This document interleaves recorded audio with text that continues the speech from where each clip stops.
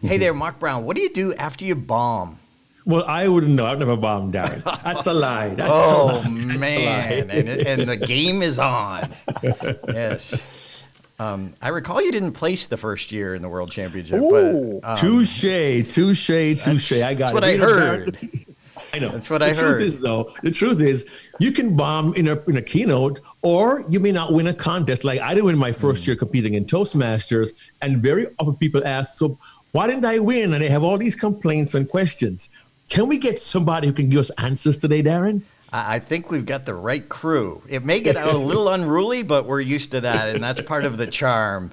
But what do you do if you're... So this is a special episode because this is a time of year where we hear from Toastmasters around the world, everybody said that I should have won, and apparently they didn't talk to a judge. So, but also, if you bombed in a keynote, like...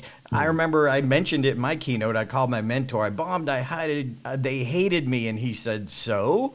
So how do you recover from that, whether it's a speech contest or a keynote? What do you do after that? Anyone can give a presentation. Few deliver unforgettable presentations. What's the difference? You're about to find out. Welcome to the Unforgettable Presentations Podcasts with your hosts, world champion speakers and coaches Mark Brown. Your life tells a story, and there's someone out there who needs to hear it. And Darren LaCroix. Stage time, stage time, stage time. Ready for some powerful presentation ahas? Let's dive right in. Oh, Mark Brown. This is going to be, I think we're going to call this the sarcastic episode because we get our sarcastic friends here in the room. You know, the truth is it's painful when you bomb, and it's painful when you don't get the results you want because you put your heart and soul into it. So first, right up front, number one, we want to say we get it. We understand the feeling, but how do you handle it? How do you manage it? And so we brought in Tate, world champion 2000, and Jim Key, world champion 2003. Our friends, our brothers, the Sarcastic Four, I think this is going to be. Welcome, guys. That's our superpower. The Hall of Justice. Man, it's great to have our buddies with us today. So Jim Key from 2003. Say hello to our listening audience, my friend. Hi there, everyone. It's great to be here. Hope you can get something valuable out of this, and that's why we're here. And no sarcasm. 2 points to you. Wow. I'm holding back. It's coming. It's building. It's building. And of course, one of our favorite guest co-hosts, Tate, 2000 world champion. What's going on? How you doing today, man? How you doing? I'm doing fantastic. Thanks for having me back. I'm frankly, I'm kind of surprised that you invited me back after my first episode. So well, it was about bombing, so we thought, hey, and challenge accepted. Game on. Boom. Darren, you just set us up because the truth is, when it comes to speech contests, only one of us won the contest on their first try. And it was Ed, but yes. Hey, we got all it right know the first time. He didn't do it alone. I recall some guy standing in a freezing lobby for an hour and a half answering your questions to help you win. So take that, buddy. By the way, folks, I must clarify very quickly, we love each other like brothers. We could banter all day long, but we really want to get down to some brass tacks, down to the meat. Darren, take us in. All right. So, by the way, I did bomb once, despite the fact that only competing once at the World Championship of Public Speaking. I was a keynote speaker at the 2016 Toastmasters Conference, and I forgot my opening line. And if you watch the Toastmasters magazine, the April edition, it's called 7 Seconds of Terror, and I write about that completely. So I'm not that one time in my entire life. I am now qualified to be on this panel. I can, I can mute you, right, Ed? I can mute you, right? And I will just jump in, and then I want to turn it over to Jim because he's just got like the most amazing story. next to Jock Elliott, but he couldn't be here. So Jim Key is here. But I remember in 1998 when, seriously, I was competing in the humorous speech contest. I was a part-time professional speaker, part-time comedian, and in the division level, I gave my speech, and it was all written word for word, all original. And the person who beat me, they took all one-liners from famous comedians and put them together and called it original. And I remember I was so mad, I was so frustrated. But here's the key: I didn't have the self-esteem to actually what do they call it when you protest? I didn't protest. Yeah. So my bad. And I remember I was so upset, so mad at Toastmasters, and I was like, that's it, I boycott. And in 1999, Toastmasters went on without me. My little boycott didn't do anything. So I get it. And I had to grow up a little for over a couple of years to try and realize what's the real intent, what's the purpose, what's the reason. Jim Key, tell us your story.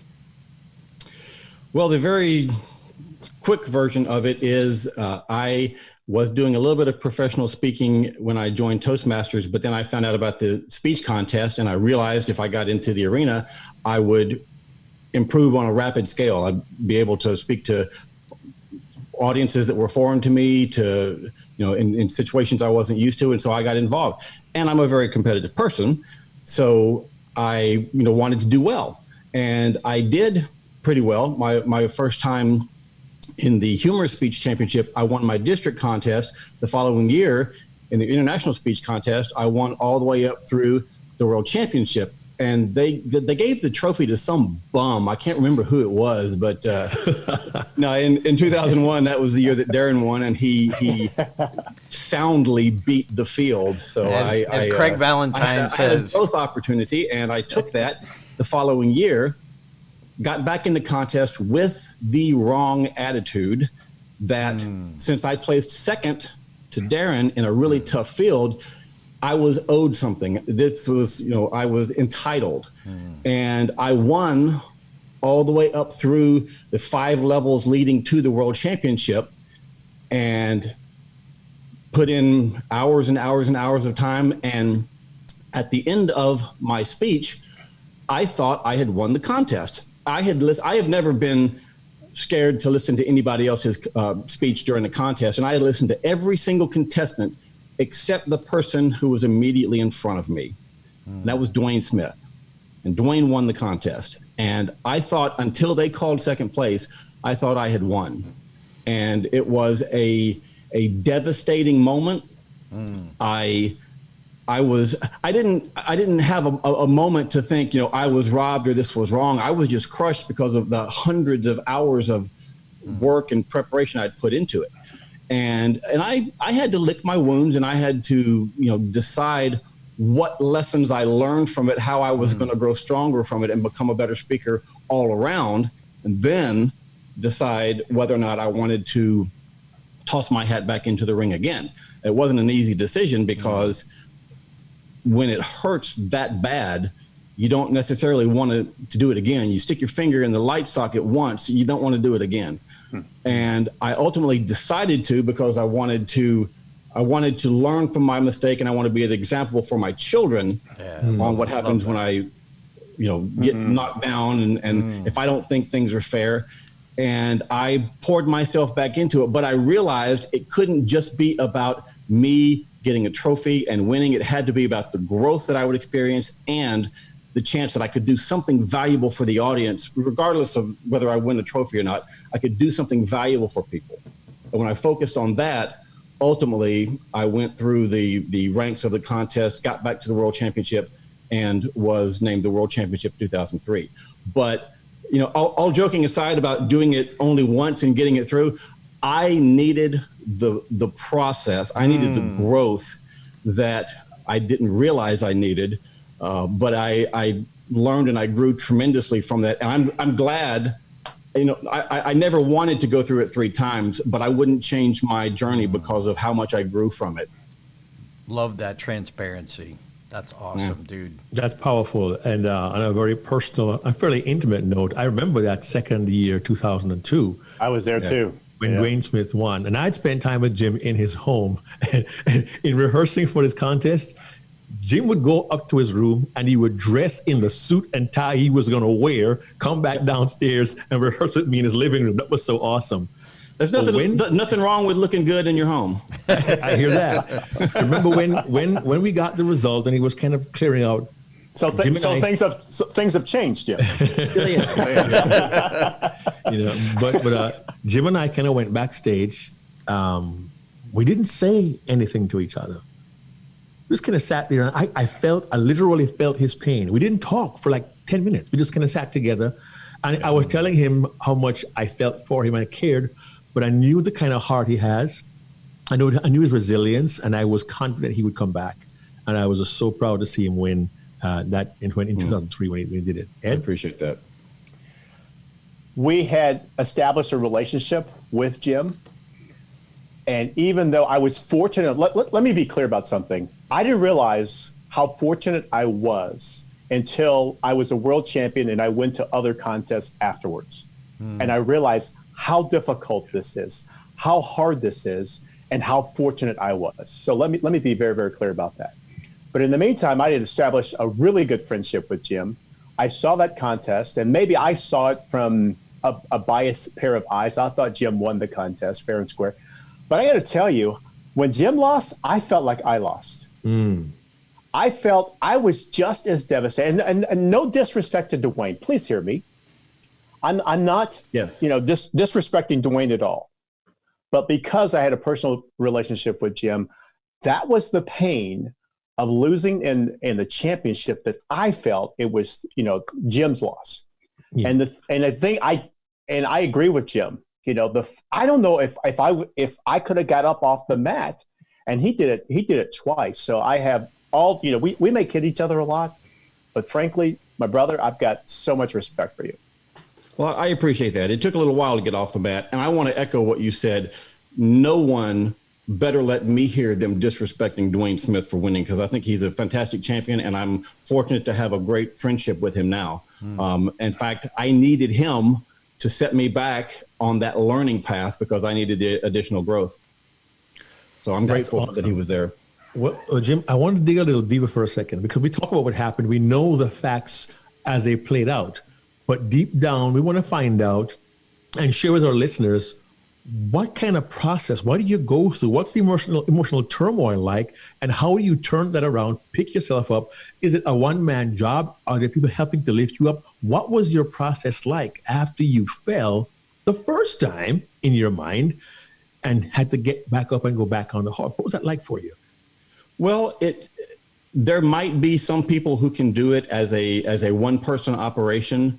That's not my experience. I mean, getting to the World Championship, I had leaned on people in my Toastmasters districts and professional speaking in the North Texas chapter of NSA to help coach me with my writing and my performance. And I would go through a process of many iterations of writing and editing and, changing a little phrase here or a word there or the inflection of how I said something to just make it more fine-tuned. And I would go through and get as much feedback as I could. Some of it was spot on. All of it was well-intentioned. Oh, well, we know that, yeah. But part of that process, quite frankly, is for me was learning that the things that don't resonate with me, I have the right to set those aside, as well-intentioned as they may be, because ultimately it is not the person giving the evaluation or feedback who has to get on the stage before the contest or on the stage before a client and give a presentation. And so I had to just go through that process. I don't know how many hundreds of hours I poured into it, but I literally worked on my speech, if not every day, at least 5 or 6 days a week. Wow. So it was a process that I dedicated myself to, because I knew it was not something you can just breeze through. And so I poured the time into it. And there was a period of needing to emotionally recover each time. It was a little bit more difficult the second time, of course, but I needed to recover and, step back and think, okay, what were the lessons? What can I learn from this? And one of the things and this is something my parents taught me, life's not fair. And how are you going to get past that? Whether it is unfair or whether you perceive it to be unfair, which is two different things, you have to move past that. And thankfully, I had people I could lean on. Some of you gentlemen assisted me in various ways, both with looking at videos and Mark coming to my home and putting up with me practicing in person. But it was a process for me. I can't imagine trying to do that as a one-person endeavor. Appreciate that. Ed? You reminded me of an aphorism that I had an Aunt Pat. I come from an African-American background, and I had an aunt, her name was Pat, and Pat was like the best artist I'd ever seen in my life. I won 2 scholarships to the Art Institute. The first when I was 9 years old, the second time when I was 13 years old. And when I won it at 13 years old, I was so excited about it. The first person I went to was the show with Pat. And Pat told me not to get too excited. You'll never make it as an artist. Now, I got to tell you, that kind of crushed me because I could take that from all the friends who were making fun of me, but I couldn't take it from Pat. Years later, what I discovered is that she was trying to protect me in her own way. Because like in the 1950s, the chance of an African-American woman making it as an artist was practically zero, and she was trying to look out for me. But she told me one other thing. She said, don't focus on fairness. She says, if you focus on fairness or how fair something was or was not, you will be stuck. And she says, you'll never get off the mat and you won't move forward. So again, I remember that, and I'm thinking like, wow, okay, don't focus on the fairness of it. Again, what did you learn? Like Jim just said, and how can you focus? How can you move forward? So thank you for reminding me of that, Jim. Yeah. Darren? Well, I think one of the keys is people are asking themselves, what do I do now? Whether it's bombing in a keynote or you didn't get the results you weren't like, A, how can I process it? B, what do I do with this? And, a lot of times we hear, and Ed, you said there's even a new phenomenon now. They're taking screenshots of the text in the text chat. The chat, yes. Yes. As proof that they should have won. And from all their friends. From all their friends, yes. And, we're teasing, we're making light, but you got to just realize, I know people say in years past, almost every year, everyone said I should have won. I guess you didn't talk to a judge because you talked to everybody but the judge. But one of the bits of advice that I give people is I say, look, you're caught up in the emotion of it right now. Your friends, they're biased. That's normal. Did you record yourself? And then I give them a checklist. I said, wait 2 weeks because you're too emotionally caught up. Wait 2 weeks and go through this checklist. And if you're listening to this, you might go back to our episode number 21, where Mark and I gave you 9 do's and don'ts as at least a starter checklist, and watch it with that checklist and see if you really did hit all of the keys that no offense, Jim, the keys that we say you should, the 9 do's and don'ts. And I have only ever, I say that every year to anyone who I get that email from, I would only ever had one person come back to me after the 2-week period and they watched the recorder. And here's what he said: you were right. Wow. And I was so impressed by that because he had the confidence to come back to me and say, you know what, you're right. So, Ed? I saw this workshop years ago. I cannot remember who put it on, but it was by a Toastmasters judge. And he called it judging math. Now, as you're aware, there's a 3-2-1 system, and basically if the way it works is if it's not a clear-cut winner, some judges feels a person got a 3, another person feels they got a 2, etc. Some of the judges actually count each other out, and you get this, wonder that no one actually saw happening. And he gave some very specific examples as to how that's the case. I'm reminded of, I can't think of the world champion's name right now, who said this: be so good that the only question is who's in second place. Otis. And that was my mindset. My mindset was to take the decision out of the judge's hands. So, again, there is a phenomenon called judging math. If it's very, very close, you may not even place because of this phenomenon called judging math. Darren? There was Otis Williams Jr. Jim Key? Yeah, I would actually give a word of advice to people, not who lost the contest, but the people who tell others, oh, you were robbed. you should have won. This isn't fair. When someone is emotionally hurting, that's like a wound. And if they are trying to heal from that, and you constantly tell them that, you are ripping the scab off the wound, and it will not let them heal and move past it.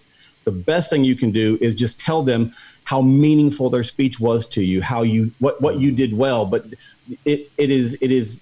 I know you're trying to help by telling them those things, but it actually causes more harm. It makes the person hurt longer and prevents them from healing and moving on. That sounded like grandfather wisdom. Yeah, well, that was great. such as it is. That's brilliant. Seriously, that's awesome. I never even considered that. The person is the friend that's actually making it worse. Nice. Yeah. Well, I am so thankful I didn't say the wrong thing. I just sat with him there. We just kind of sat for a while. So I guess without knowing it, I made a good decision on that day. And Darren, as you said, some say, well, you should have won, or I can't believe. And here's the truth, okay? If we count the number of conventions that Ed and Jim and Darren and I have done together, we're talking a lot of years. I went to my first convention in 1994. That's 26 years ago. And I've only missed 2 in the last 26 years. Wow. Not counting Ed's. And Ed was a speaker. He's also been a contestant. The number goes on and on and on. Add to that, the international contestants. We went to different countries and different regions, different divisions and different districts. We have seen, I'd say, a gazillion speech contests. And invariably, someone, be it from India to Indianapolis, will tell you, I can't believe that person won. So not fair. Who are these judges? And sometimes, to be fair, there are times at the lower levels where clubs and areas struggle to find the judges, and they may recruit someone who isn't as qualified. But as Jim said, life is not always fair, and you have to really be your best. And sometimes people almost disqualify themselves. They think they should have won, but they got stuck on speaking position. And they throw themselves off, and they say, I got a great speech. But on the day, you were thrown off by, I want to be number 1, I don't want to be number 9, and all these other distractions get in your way. And the last thing is, to reiterate Darren's checklist, the judges have a thing called a judge's guide and a ballot. On the back, the guide tells you exactly what the judges are looking for. And you have to measure your presentation, watch the video, and did I hit the marks on the judge's guide? Maybe very humorous, I'm very personable, I'm very funny, but if my content is lacking, I will lose points for that. I could be the funniest guy in the world, but if I say nothing, I'm not going to win. And that sometimes is the case. Now, I don't know, Jim, in your 3 years of competing, what kind of comments you heard that had made you feel good or made you feel awful, and what impact did it have on your decision, on your choice or your decision to keep going regardless? Do you mean like after the contest, or after the process of practicing and everything? Well, no, after the contest, you didn't win in 01. And I could see you trying your best to congratulate Darren, and he was like blowing you off because his mom was strangling him there in the video. You're trying to get down a handshake. He didn't even see you, but you were so close and didn't win. And I know you got comments from family and friends coming in, and then, or 2, you thought you were going to win, and others thought you're going to win. So we get more of these comments coming in. How difficult was it to fend those off and to maintain perspective in the midst of those kind of questions and comments? It was hardest the closest to the loss.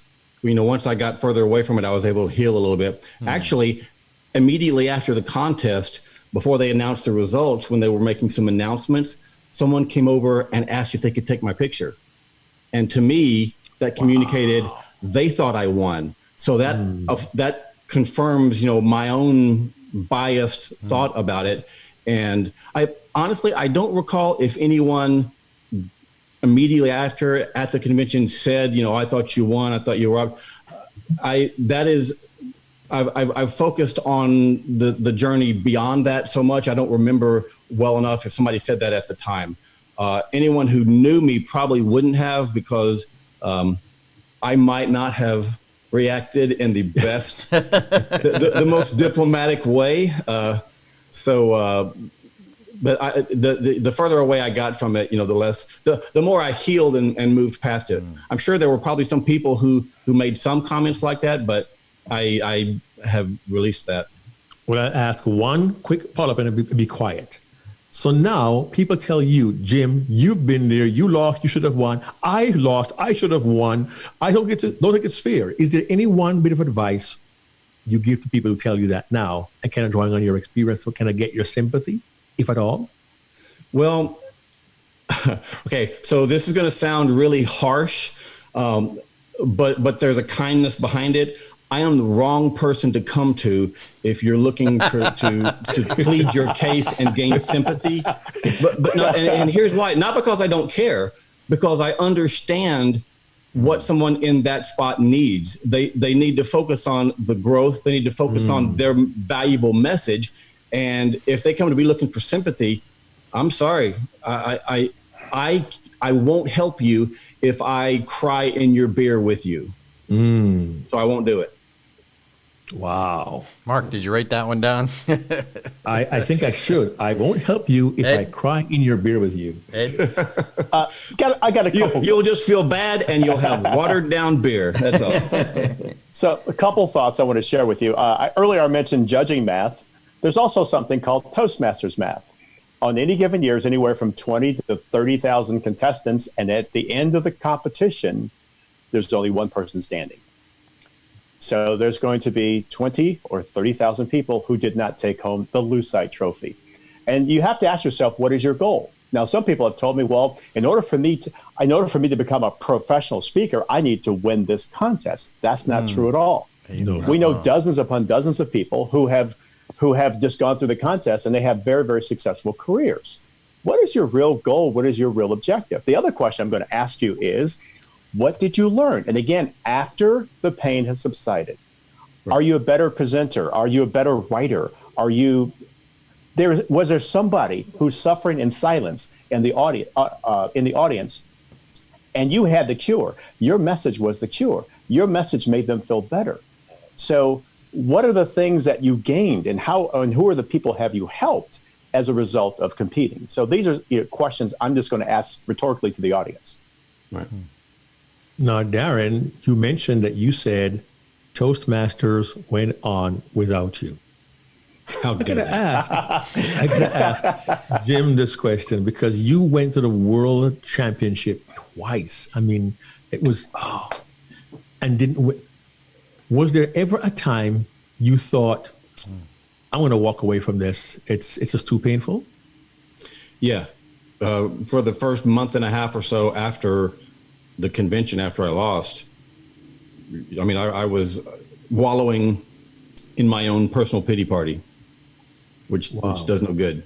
And it was one of those things where, do I want to do this? What's the good in it? And that was, processing through those kind of thoughts were part of my healing process.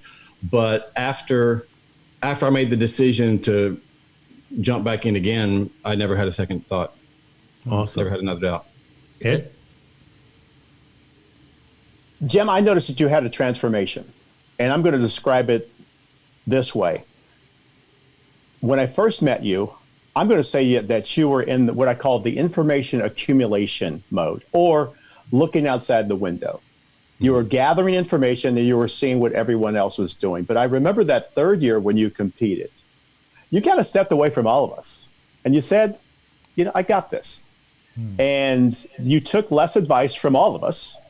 And in that case, I think the transformation went from looking in the window to looking in the mirror. Yeah. Could you describe that transformation when you decided that, hey, here's a message I want to share with the world, and I've got this? Part of that process for me in going through the decision, the healing from the loss the second time and the decision to compete again was, why am I doing this? And, for me, it's a very personal thing involving my children, because they were watching all of this from, the courtside seats, and they saw Dad hurting and struggling with it and all that. And so for them, they became the primary reason. So that I extended that and then approached it from the standpoint of, my speech can't be about me. It can't be me focused. It needs to turn the spotlights to the audience and be about them. It may be my story, but ultimately, why am I telling it? What will it help them to achieve, or how will it help them to grow? And so with the focus on my children being the primary reason I was doing it again, helping me to turn my focus outwardly more with everything about my speech, that was the real turning point, I think. I still was accumulating experience and knowledge on how to do things and write and all that, but the primary driver for it was outward focus, and that was the pivotal moment for me. Quick follow-up question. Sure. It's been a number of years, obviously, since you won the world championship, and you said you were doing this for your children. Mm-hmm. Have you seen any behavior change or decisions that your children have made because they saw you persevere during those down times? There were some times a couple of my children were made some decisions regarding their schooling to really take on challenging courses and do oral presentations, even though they didn't want to and they were uncomfortable about it, because they knew I wasn't going to give them any leeway. All right, you gotta get there and do it. But I did sense in them a realization that they don't just have to coast through; they can push themselves, and even if things don't turn out the way they want, it'll be okay, and they can go on. So I did see some things in them, especially my daughter and my youngest son, for sure. Awesome. And Jim, I have a question, if you're okay with sharing it. I remember you had listened to a recording of mine and found out I did 22 practice speeches and I recorded it every time. And I love telling the story everywhere I go that you said the next year in 2002, you recorded it. And then in 2003, you recorded it and listened.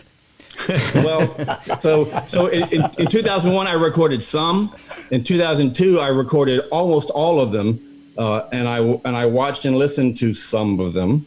And then in 2003, it was record everything, watch it, digest it, dissect it. And I even would practice in an empty conference room with a camera on a tripod, recording the whole thing, sit down and watch it, make some notes, put it back on the tripod and do it again in an iterative process. So I definitely learned from that and took it more seriously the third time. And what did you see or what did you look for? What were some of those notes? Because I think self-learning is that thing that most people aren't willing to do. And I think I learned it the hard way from stand-up. And even when I was a telemarketer, they forced us to listen to myself and I hate it. I'm like, I wouldn't buy a squat from that guy. No, I better up my game. And then, it was just for you to go ahead and do that. And Mark, you remember last episode we interviewed Pastor Manly Miller, who does that with every one of his sermons, which just blew me away. So Jim, what did you look for when you were kind of self-studying?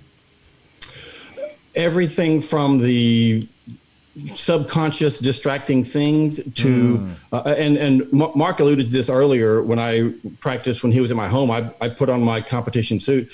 When I would want to focus on a certain part of my speech, when I was sitting in some chairs, the camera I had didn't have dynamic zoom or anything, so I would zoom the camera in on the space where my face would be when I'm sitting down. But I would deliver the whole speech because I wanted to hit it in the flow of the whole thing, the context.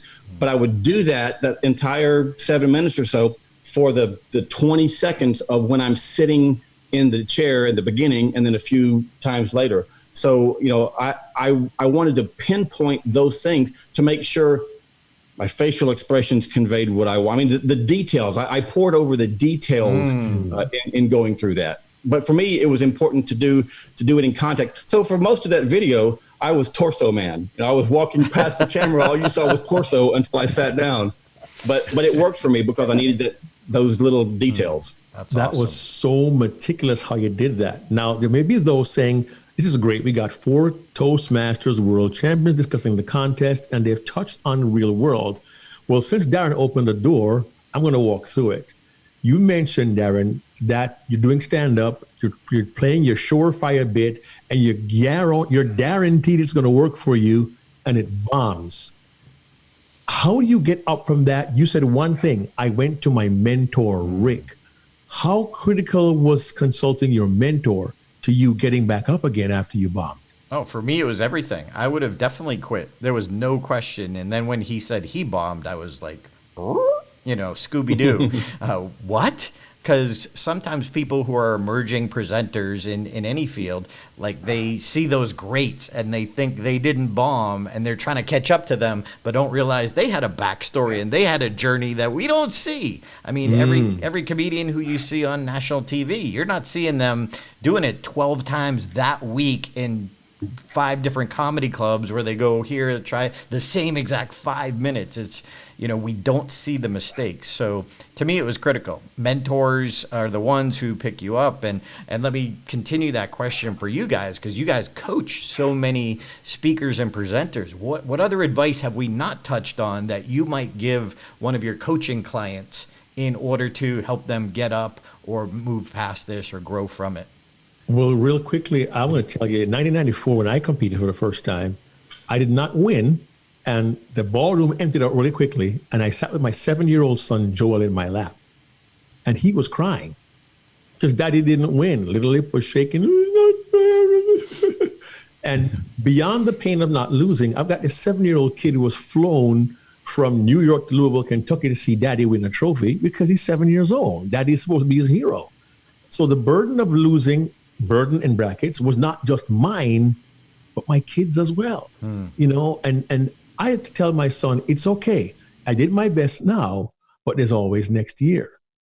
So by comforting him, I reminded myself, there is a next year. My life is not over here. And I realized, I learned later on, even the best bomb. After I won the world championship, I had a professional paying gig, and I felt so bad. I called Morgan MacArthur, who would beat me in 94. I said, Morgan, I stunk up the house. What am I doing here? And Morgan, God bless him, is a veterinarian, who said, buddy, get back on the horse. He had to use a veterinary reference and get back on the horse. And you're right. Mentors help you. Mentors help me. But I've talked enough. I want to hear what Jim and Ed tell the people who go to them and say, what do I do now? Jim? Ed, why don't you go first? Okay. I think we've talked about the impact of our children. And, children do not listen to what you say. They watch what you do. Mm-hmm. And what we do is it tells all. I'm going to tell a different story as opposed to telling a Toastmasters story. My son was playing Little League football when he was like about 8 years old. And one of the things that you have to have a weigh-in. And if you weigh too much, you can't carry the ball anymore. And my son, he actually hopped on the scale with all of his football equipment, his helmet, everything like that. And he was ineligible to be the starting running back. And he wanted to quit right then and there. And I said, hey, Tates, we don't quit. I said, like, if you don't want to play next year, that's one thing. I says, but we finish what we start. Well, anyway, as it turns out, my son, since he knew the plays and he was one of the bigger kids, he actually became the center on the team. And because he was a center on the team, the offense ran so much better. And that year, they won the state championship. And I remember he's got this trophy in his hand and he's crying in tears. And I says, aren't you glad you didn't quit? So there's always something that we can learn, moving past that disappointment. And one of the best things that we can do, and most of the competitors, they're adults, one of the best things they can do is if they probably got kids too. Mm-hmm. They've got children or they got family members who are watching. Number one, pay attention because people are watching. They're seeing how you behave and how you're going to move forward and how you're going to handle this. Everyone does not win. There's some facet of our lives where we've all taken some type of loss. How we're going to get off the mat or the horse, whatever metaphor or analogy you want to use, and move forward. And the most important thing I think is, what did you learn from this experience? You have learned something from this. You're a better speaker. You're a better writer. You're a better presenter. You are better than what you were before. I set the context early with anyone who comes to me from coaching. I says, number one, I'm not going to teach you how to win a contest. I will teach you how to be a better speaker. I will teach you how to deliver better. I will teach you how to write better. But I'm not going to coach you on winning a contest. Jim?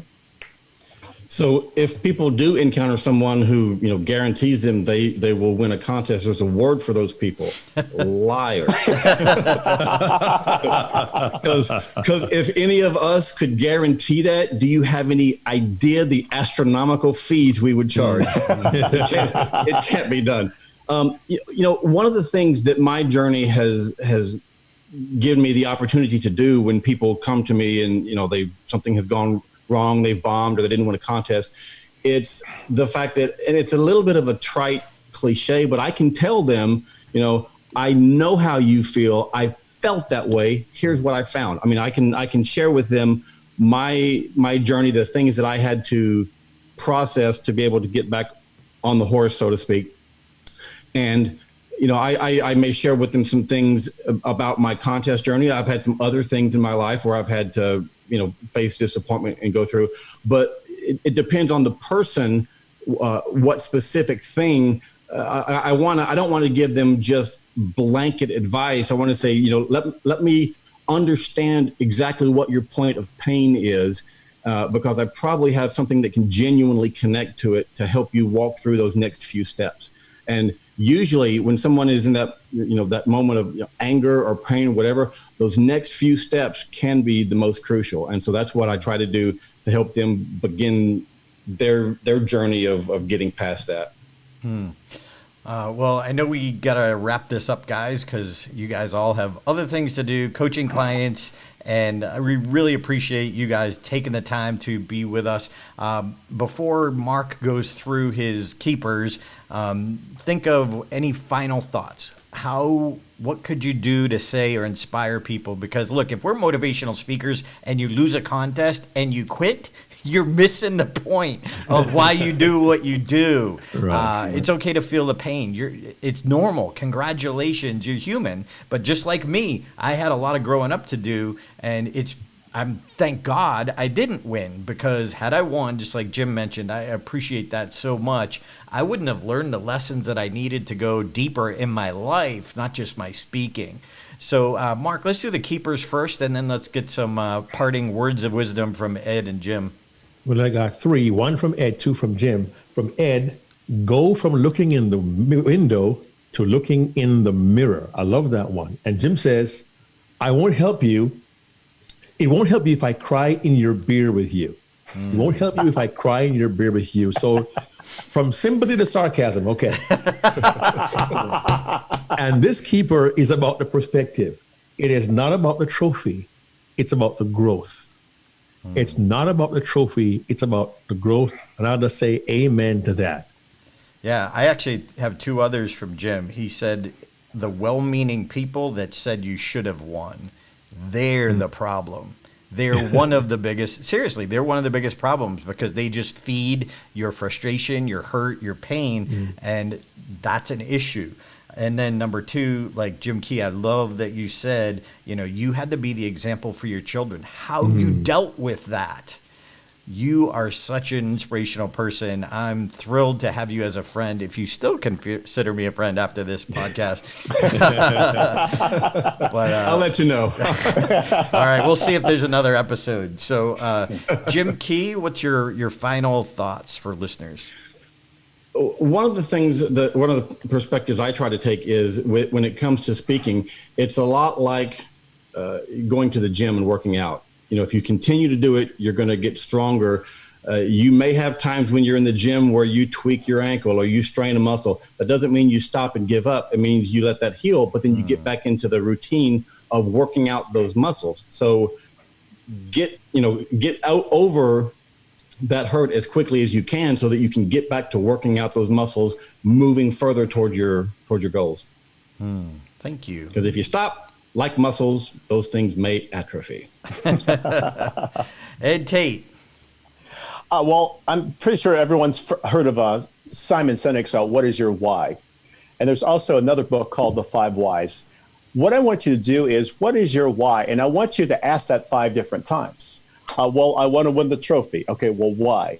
All the exposure is going to give me, help me jumpstart my speaking career. Well, why? I could do this. Why? I want you to dig 5 whys deep. And then you'll get to the core as to why you are doing this. That'll be your real reason as to why you're doing it. And when, in this case, for me, for Mark, and for Jim, our kids are watching. That's our real why. I mean, like if I had to say anything, that was my real why. You know, because my son, David, was watching me, and he was a young man at that point in time. And it worked out for me. But even if it didn't work out for me, I wanted him to see me, you know, get off the mat and keep moving forward, because that's the type of lesson I want to teach my kid. Yeah, Mark and I also say you got to think beyond the contest. You know, Denninjaya took his TEDx speech and turned it into Toastmasters speech. Why would you work so hard and then stop? Why would you not take that to another stage, the work and effort that you put in? And I want to remind people, please pass this on to somebody who's a contestant who might need to hear this from us, and anyone who's bombed in the keynote world, or even a pastor.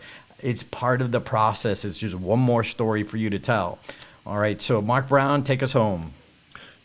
Brothers, it's been so wonderful spending time with you. And I urge everyone, if you trip and fall, get back up. Ask yourself 3 questions. What can I learn? Where can I change? How can I grow? It's great seeing you all. We'll catch you next time on the next Unforgettable Presentations podcast. Hey there, this is Darren. I hope you enjoyed that program and you got some great insights from watching this video podcast.